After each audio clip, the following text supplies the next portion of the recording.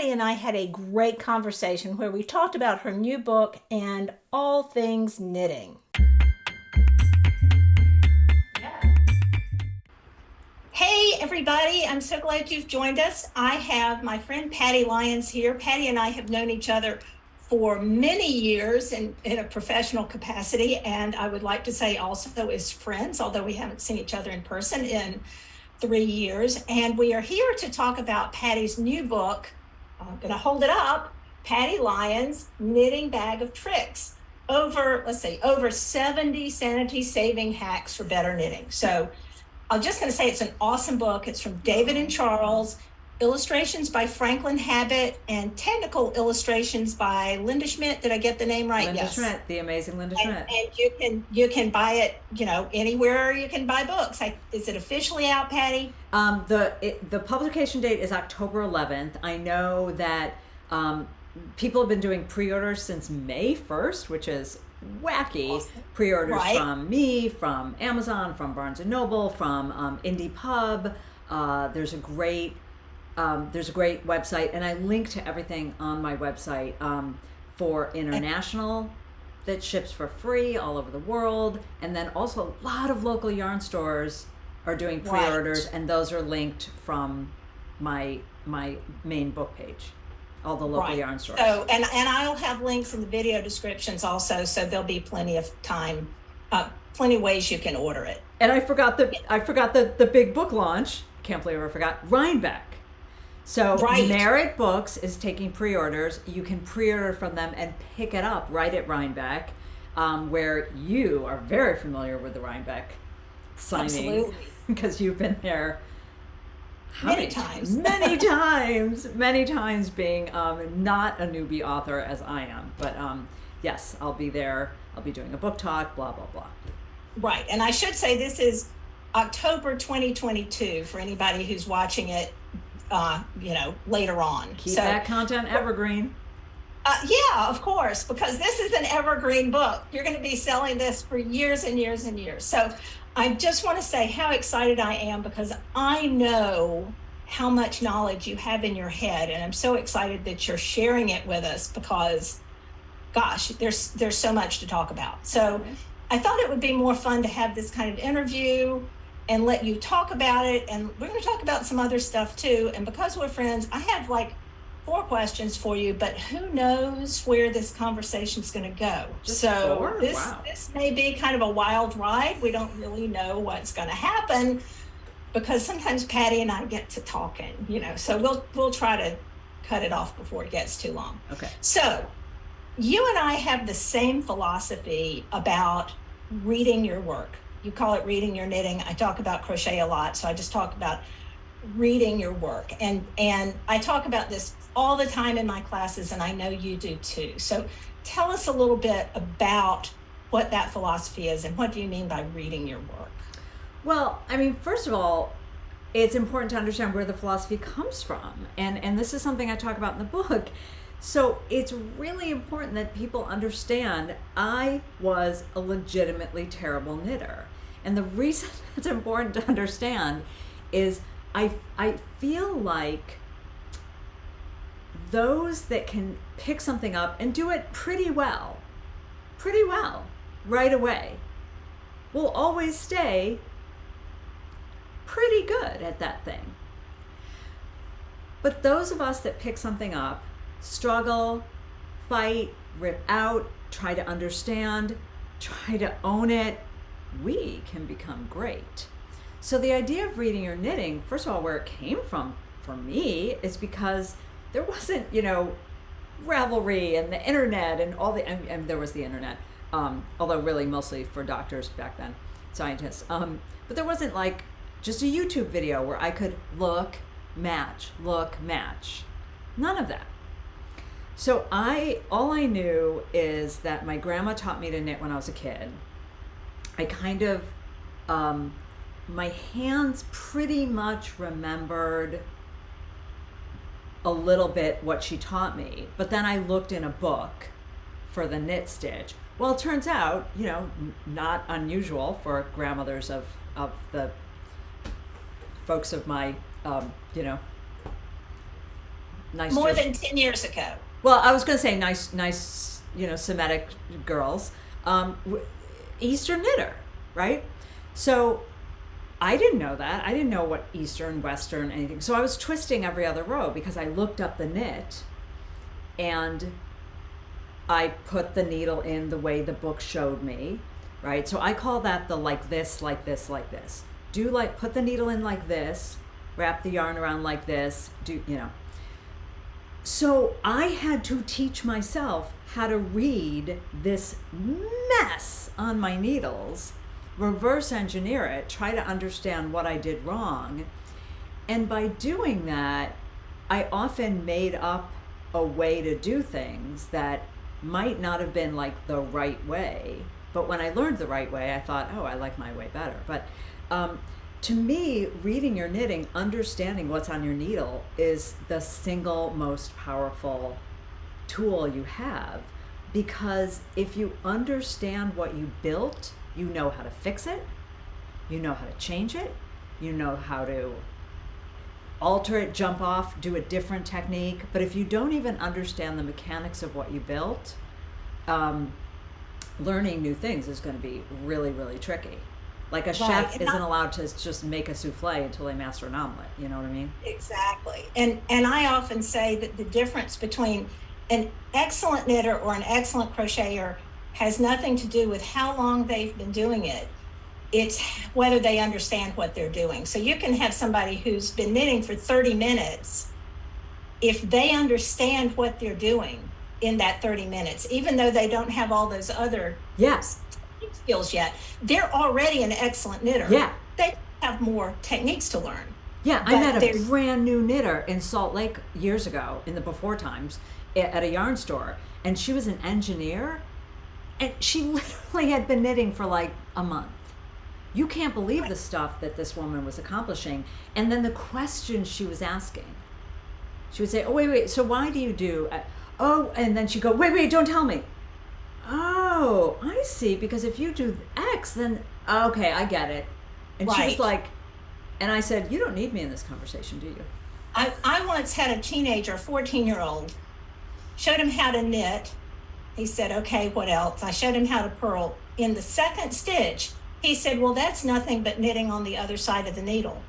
This was 10 minutes into it. Right. I said, you're going to be a great knitter because you understood that without anybody telling you. Right. So yes, so we agree on that. And there's something else we agree on. I was really excited to see this in your book, although you don't state it as strongly as I do. Ooh. So, you know those little stitch gauge things with the 2-inch holes? Do it pretty strong. I call them the devil's gift to knitters and crocheters. You didn't put it that strongly. You mean this lying liar who lies to you? Yes. Tell us about that and why you do not recommend using that little 2-inch window. So first of all, let me say what I didn't say in the book is this is a needle gauge. They had some empty space. They put in this other useless thing. I wish they had used that empty space for a knitting cartoon. So I wrote, these tools can be problematic for a couple of reasons. First, sampling only 2 inches of your knitting is not going to tell you much. You need to see more. Second, and this is the real thing, when you cover up most of your stitches and see only what appears through the window, you may inadvertently round up or round down by ignoring a partial stitch. So if this is your stitch and the window, the window cuts off like right there, you count that as a whole stitch. But then I always say, the first time you count 1 inch and you're like, oh, it looks like 5. And then you count 2 and you're like, oh, it's like 10 and a half. And then you count 3 and you're like, oh, it's 16. And then right? So, right. Yeah. And there's nothing magic I would add about 4 inches either, because if you're measuring with a ruler at 4 inches, if you're not at the full stitch, you need to keep going to 4 1/4 inches or whatever it is. Yes. Look. Yes. She says. What I like to do is count until I hit a whole stitch on a whole inch. And that's just because I don't like math. Now, if you are, there are amazing platforms, right? Like Custom Fit that do the math for you. where you just measure a sample of your knitting that is a good representation of your fabric to a 1/16 of an inch, and the program does the math.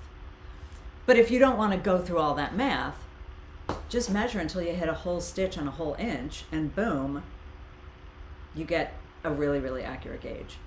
Right. So while we're on things we agree on, and I don't remember this part of the book, so I'm just going to let you tell me. I'm scared. I'm waiting for the stuff we disagree on. I don't know how you're going to answer this, because this wasn't one of my planned questions. All right. Does gauge always matter? Oh, no. Does gauge ever not matter? Yeah. A baby garment, look, the kid's going to either grow into it or they're going to give it to their little... A baby's not going to complain. I don't care. A baby garment, I don't care. I mean, yes, if you knit... A friend of mine did knit a baby blanket that was supposed to be like for a little... the kind that goes over... like a lap blanket that goes over like a stroller. And it was like the size of a twin bed. So she said, she gave it to her for her college dorm. So like that's an extreme version. But generally baby knitting is, if it's like a scarf that's going to be maybe a little wider or a little longer. But even with accessories, when it comes to things like going back to your local yarn store and yelling at them because you ran out of yarn and they said X, Y, and Z, well, for yarn amounts, it does matter because the yarn amount is assuming you are matching the stitch and row gauge. Right. Oh, what was that second thing I said? Row. Right? But, yeah. Other than that, like I did have a friend of mine knit a hat and it came down to here. Well, and it matters with the fabric too, right? You have to be reading your fabric and to know that it's going to give you the fabric that you want. See, that you asked about gauge. Right. That's different than asking, is a fabric swatch important? So how does gauge and fabric, how do they relate to each other? Well, I want to see if I have any. So first of all, like, that's too far in the drawer. But like for I talk about this in the Knit Stars class a little bit for this cowl. Well, obviously a cowl isn't like hugely gauge specific. But I say you still want to make a fabric swatch because, for instance, I thought I was going to be using a US 7 because that's what I usually use on this yarn. I'm very familiar with this yarn. I've knit a whole sweater out of it. But it turned out for the cowl, I was like, oh, I like the fabric on a slightly larger needle. It's a little drapier, and it doesn't have to have that stability of a sweater. Right. So you don't want a baby sweater that, basically is like armor that can, or an adult sweater that you can seam and then stand up on its own. Right. Nor do you want something that you can basically see through. So for me, gauge is the second reason I swatch. The primary reason I swatch is because I need to make a fabric sample because sewers walk into a store and buy fabric. Paint me unimpressed. We build our own fabric on our needle and then we shape it and, So, right. Yeah, fabric is first. Mm-hmm. And then it gives you information about what that fabric does when washed, how that fabric holds up for stability, and finally, ultimately, you measure it and you get your ingredient. But we swatch to get a fabric we like first. Right. So we could just give each other's talk in class because I'm so thrilled to have you saying this because now I can just tell people, well, if you don't believe me when I tell you this, go watch what Patty Lyons says about it. Well, and I have a whole class on it that I have a video version of it too called Make Your Gauge Work. That's about swatching until you get that fabric you like. And then what happens if the numbers don't match exactly? Well, first of all, sometimes not matching gauge is like exactly what you want to get that size that's like, ooh, 40 is too small, 44 is too big. Might not matching gauge be exactly mathematically what you want? Right. Yes. So it's all about that. Okay. So, as I said, it said there's over 70 tips. Over 70 here. It seems like it's a lot more than that. I stopped counting. Yeah, it's just like over 70. There's a bunch, okay? There's a bunch. And everything in here is going to be exquisite information for new knitters and intermediate knitters. But there's some stuff in here that experienced knitters aren't going to know either. Because I will admit, I was reading the book and I was like, yeah. Oh my God. I didn't even know that was a problem until Patty pointed it out to me. And I'm so thankful that she also gave me the solution, because now I can never unsee it as being a problem. But now I know the solution. Can I guess can I guess what it was that you didn't even think of it as a problem? Okay, you can try. Was it because a lot of people don't look closely enough, or they're working with fabric that has enough memory that they don't notice it? Was it when you do short rows and return to working in the round? It was not. Oh, okay. It was not. It was the curve at the end of the cable cast on. Oh, you'll never unsee that. It has never bothered me before until I saw it and I was like, oh my gosh. Oh yeah. If you use a cable cast on, it may be because I don't use the cable cast on a ton, so it hasn't been a problem. But yeah. So my question then for you is, what tips, what hacks or problems do you think experienced knitters are going to have that same reaction, which is, I never realized this is a problem, or I knew it was a problem and thank goodness Patty has a solution? I think that one, I do think the German short rows in the round, because that is to me the ultimate conspiracy of silence, where any pattern, whether it's German short rows or wrap and turn, whether it's a heel, or whether it's like a shirt tail hem that you go do and then return in the round, there's no separate instruction for how to hide that last short row that you're coming at on the right side, but you were supposed to have hidden on the wrong side. Everyone's just like, let's just pretend the same instruction will work. And then you have all these knitters thinking it was just them. The number of times I get emails saying, I know it's just me, but I can't make this thing work. And I'm like, it's not you. So that one, right. The dip at the beginning of a bind off. Because it's the same thing. A stitch is wider than it is tall. So when it lies down on its side, it can't reach the middle. And crocheter, height, right? It's coming from the... So many tricks I've stolen from crochet. Did you like picking up stitches around a V-neck? That's another one that advanced knitters are gonna be like, oh yeah, that does always pull. That is straight up stolen from crochet. Okay. From a little book written by a slightly unknown... by me? Did I write that? I don't know. Maybe I wrote did. A little book about going around the corner? Does that ring a bell?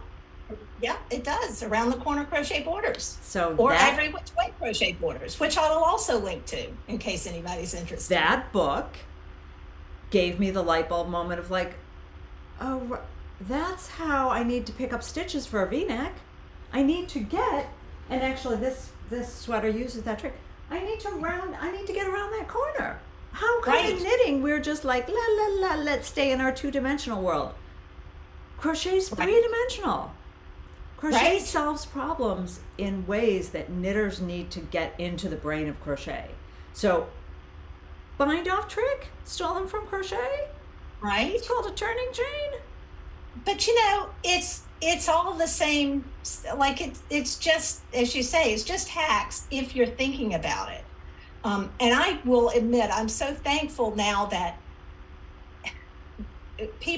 knitters are paying attention to crochet, and crocheters are paying attention to knitting. I've been saying for 30 years that they aren't separate things, that they have so much in common, And I'm glad that we're all able to get along now. They do have a lot in common, but I will say it's the differences that I always highlight as to why knitters need to understand crochet, because I do think it is that three-dimensionality of crochet and the way crochet approaches fabric and solves problems, like rounding a corner, like acknowledging height differences, where knitting's like, oh yeah, just start the bind off, that'll work. Like, right. How do you? Well, I think crochet allows you to be a little more free thinking, because you just have that one, I shouldn't say one, you just have that one live stitch.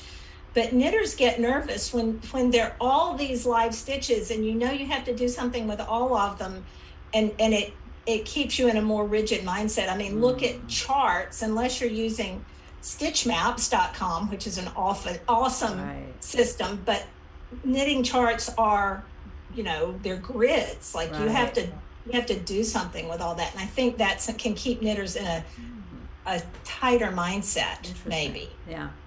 Yeah, and I'm making that up. We're just chatting here. I don't know. No, that's interesting. Yeah, and I think the buttonhole, I only put one of my buttonholes in the book, the sort of showiest one, the 2-row buttonhole. But I think advanced knitters like that. But the 1-row buttonhole, I also stole from crochet. It does involve a turning chain, my 1-row buttonhole, which I didn't put in the book, but I steal so much from crochet. You have time for another book. This one's going to be so successful that they're going to be clamoring. Yeah, not everything could make it in. I didn't do the earless Kitchener. There were some things that also just would involve so many technical illustrations that that if I looked at something and go, well, that one tip is going to take 4 pages, Yeah, right. So let's talk about the technical illustrations, and let's go behind the scenes a little bit. I know what's involved in putting out a book because I've done it, but I think most people have no clue the amount of time, the number of people who are not necessarily credited on the cover. So not only have you spent, let's say, decades getting this knowledge, so that part is your knowledge and your work, and how many millions of hours that you have to get this. Now you have to get it out into a book. Can you talk a little bit about what that process is like? So I just finished putting together a PowerPoint about the sort of behind the scenes book, and I say, first the publishers come calling, then there's the editor, then there's the illustrator. So for the editor, for working with an editor, that was new. Well, I mean, I've worked with editors with magazines, but my editor was Carol Sikowski, who is a knitter and a knitwear designer and a writer and an editor. So everybody in the most important, the Trinity, my 2 illustrators and my editor, were all knitters. And that's extraordinary. You don't get that a lot.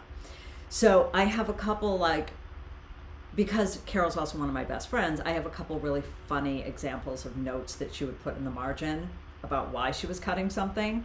Let's keep it PG-13 here. Yeah, I know. No, they were, but one of them, for instance, was in the gauge chapter. I said, let's talk about the elephant in the room, the fly in the ointment, the pea in the pool, gauge. And the note was, I draw the line at urine. No urine has ever been mentioned in any book I edit, nor will it ever be mentioned in any book I edit. I'm like, okay, fair enough.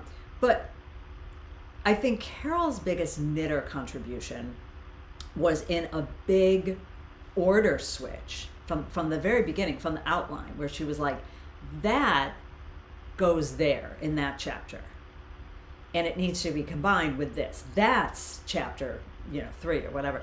This, it goes over here. And it was like a big rearrange. And as soon as she suggested it and I started mapping it out, I was like, oh, yeah, okay. Yeah, that makes so much more sense. I think a lot of times we have we're just working in our own little world.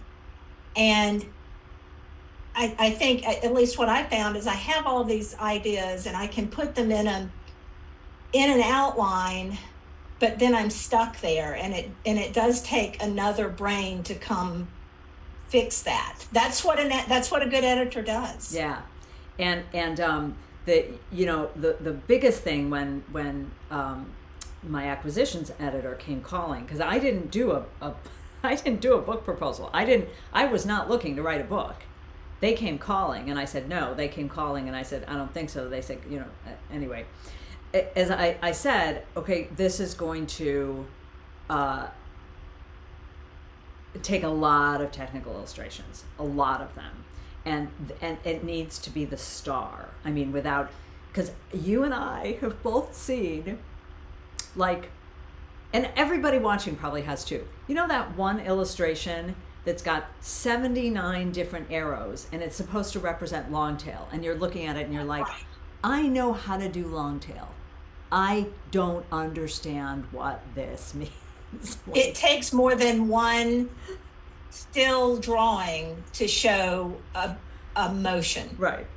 So I didn't know what was expected of me in working with an illustrator. So I went ahead and staged every step that I wanted and photographed my hands for every single step, and then sometimes would annotate them. And Linda Schmidt, who I got from Tricia Malcolm, she did a lot of the Vogue books, and I was so grateful.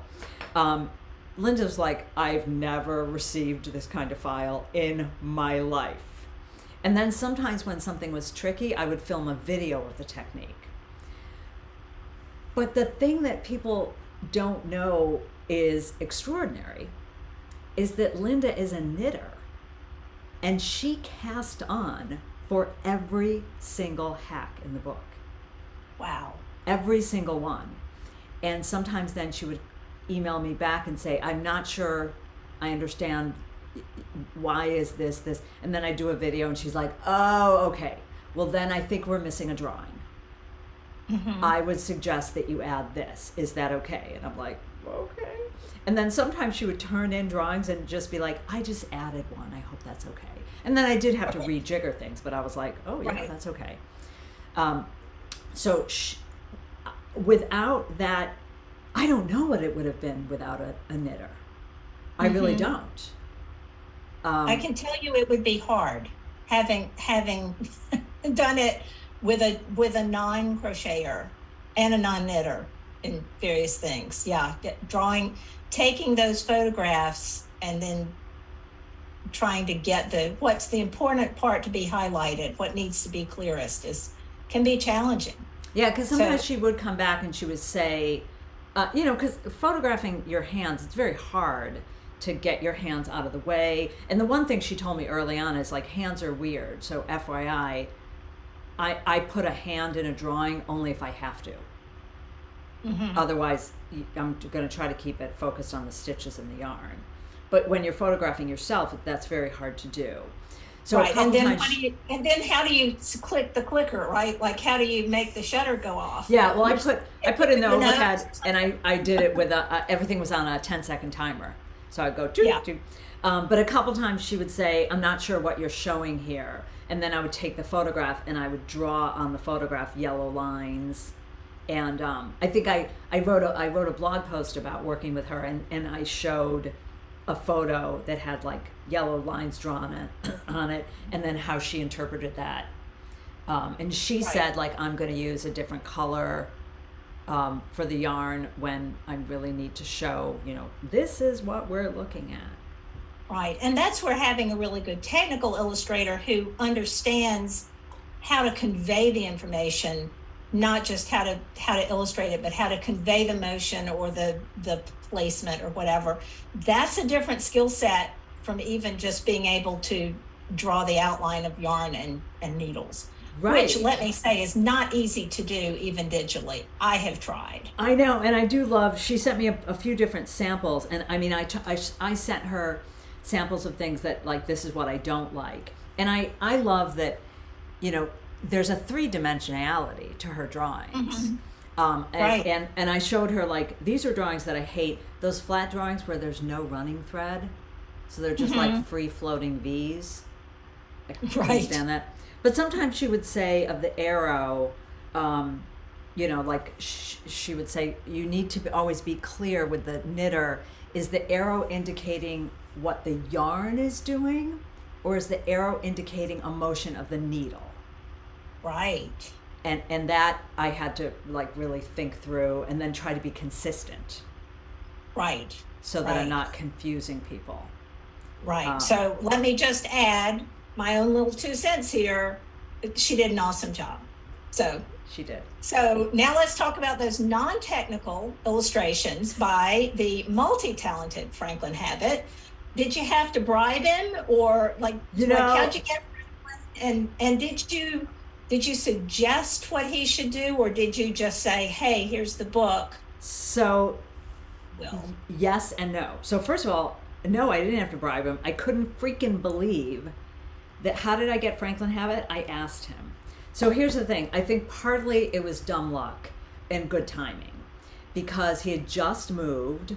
So he was like, I'm just getting settled and I'm not taking a bunch of work right now. So it just happened to, I kind of slid it right in.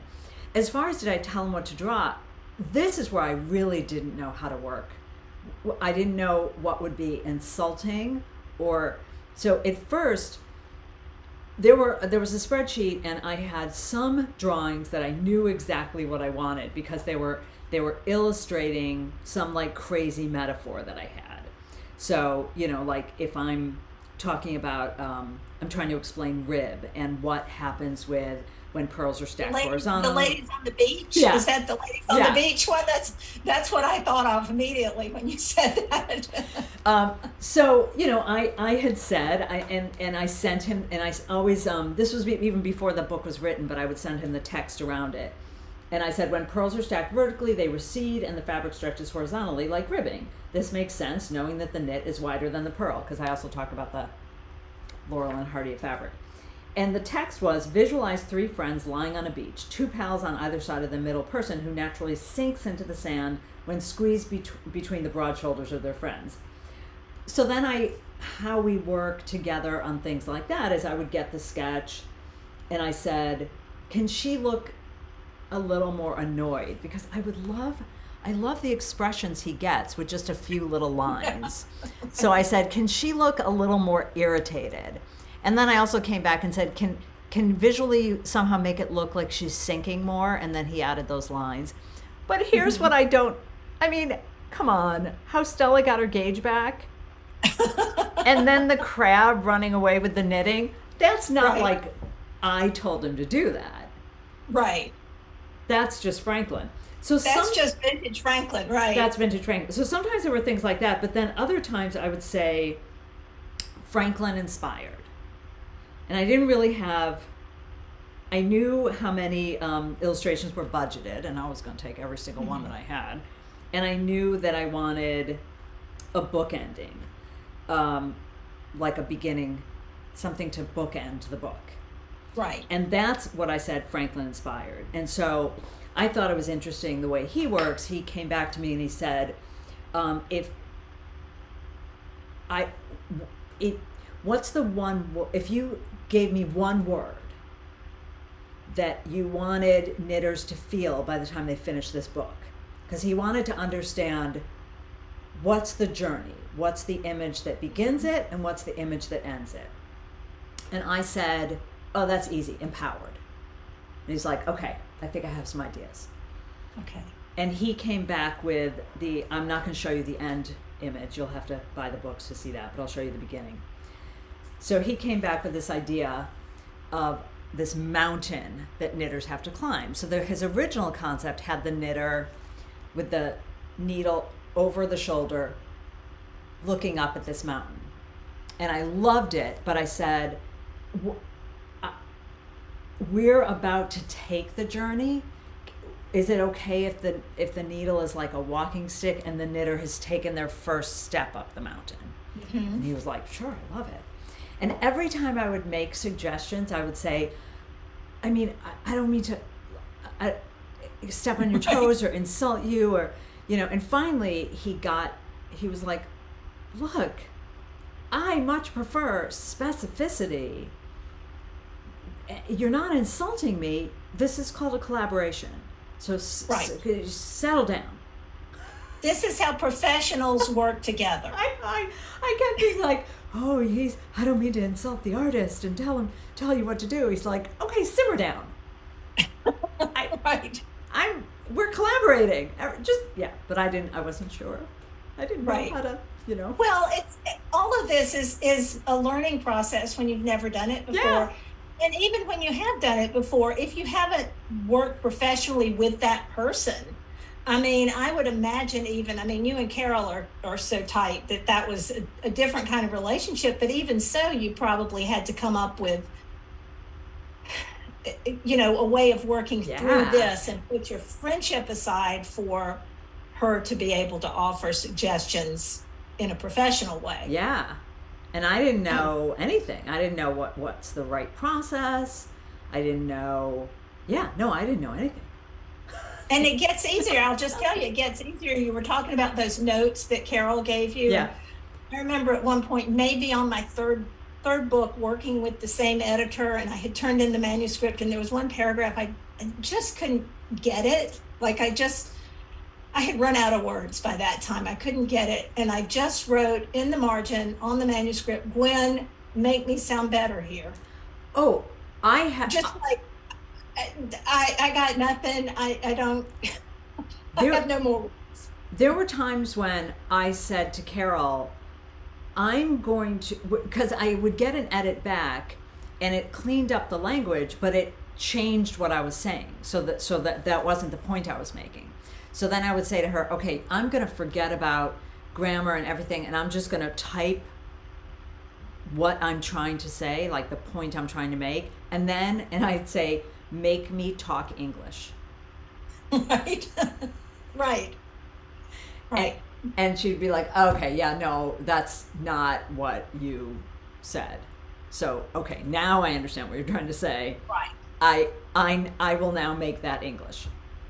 And I think some of that behind the scenes thing that I'm trying to let people know about is, even say as an editor, because I am sometimes an editor, and I could make you say, like, I could make that into English for you, but when it's coming out of my own head, I'm too wrapped up in the idea and I can't do it. You could do the same for me. You could correct my grammar and structure and make it a better sentence or better paragraph, but you can't do it for yourself, which is what editors do, is they take what's in the head of the author and make it better. And I can't even do it for myself, because I'm barely, when people ask me if I, do you speak another language? Like, I'm barely hanging on to mine. So, right.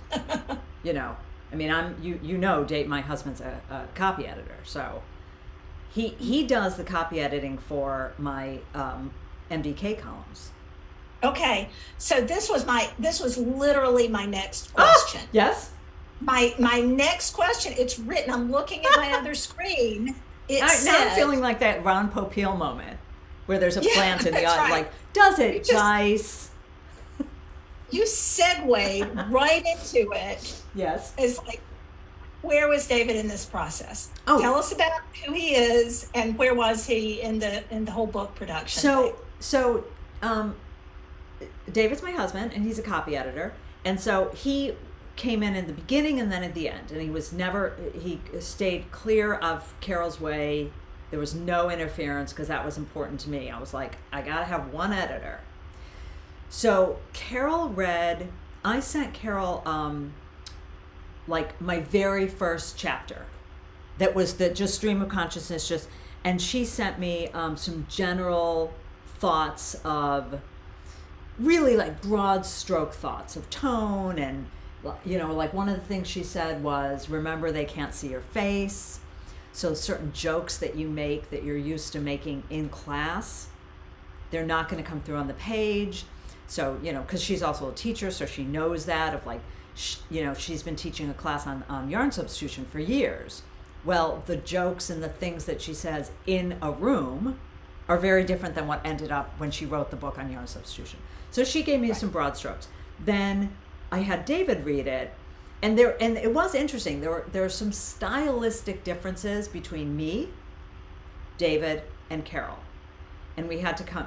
So Carol's definitely more of a formal writer. You know, she's also a lawyer, so her language style is more formal than mine. However, what David pointed out in his initial read, and then he added his like general broad strokes, and then I sent them to Carol. I was like, this is the general broad stroke feedback from David, but then that's it. He stayed out of the way. Was that I'll often use 7 words when 3 will suffice. And then he looked for some vocal tics, and now I can't remember, vocal tics that turned into writing tics, and I can't remember what they were. There were certain sentences that would start with some word. You know, he was like, you're allowed 3 so's and 2 varies, and that's, you know, and then we're cutting you off. Right. But then he came in at the very end because David and Charles, my publisher, said then the final step is we suggest hiring a separate proofreader, so I use David as the final proofreader, just to clean up consistency and, you know, all of that stuff. So yeah, he was beginning and end. And did he at least feed you and like? That yes, he kept me alive. All the stuff in between while you have your head down doing this. Yes, he totally kept, and also he, you know, held my head when I threw up, and no, I mean there was some crying. There was a fair amount of crying. So was this your pandemic project? I mean, this was not your pandemic project. No, that's the problem. I mean, when they came calling was when things were just starting to open up again. Of course, then Delta came and it closed again. But when we thought like vaccine, everything's fine. So I was like, wouldn't it have been great if they had come calling like 6 months earlier? So no, actually, the first summer after the vaccine, which was that golden moment, post-vaccine, pre-Delta, when everyone was like, masks off, vacation time, was like, oh, I have to write a book. Right. So and it was during that time, heads down, you're writing the book, you barely have time for anything else, right? Yeah, except I also had to run Affinity, my first in-person. Right. I mean, you know, it was a lot. Right. Well, it's a full-time job to write a book, and yet you don't get the money for the book. And here's another behind the scenes. I'm sorry if people have watched this long, who knows? They're not paying you enough to live on with an advance here. No. It doesn't happen. We are not going to get rich from books. No. I'll just say that right now. It can help if you go buy a book. That helps. But buying it directly from the author helps even more. These are not John Grisham numbers we're talking here. So no. Although I'm grateful that since May, when it came out, we have never, ever, not one day, left the top 10 for knitting and needlework category since May. Awesome. Which is not nothing. So that is not nothing. But I'm super grateful for that. Right, but I think the point I wanted to make was that you're not just dropping everything to spend all your time writing a book. You're adding writing the book onto all the other things you have to continue doing to make a living. And I cut it in half because I couldn't cut everything out and make it the full-time job because, as you mentioned, I couldn't make a living. But I'm not you or Carol, who are so experienced. Like, Carol can just sit down and write. Like, for me, it was like pulling teeth. It was very difficult. So MDK, Modern Daily Knitting, and Vogue Knitting were both so supportive. They both understood that I cut my schedule in half.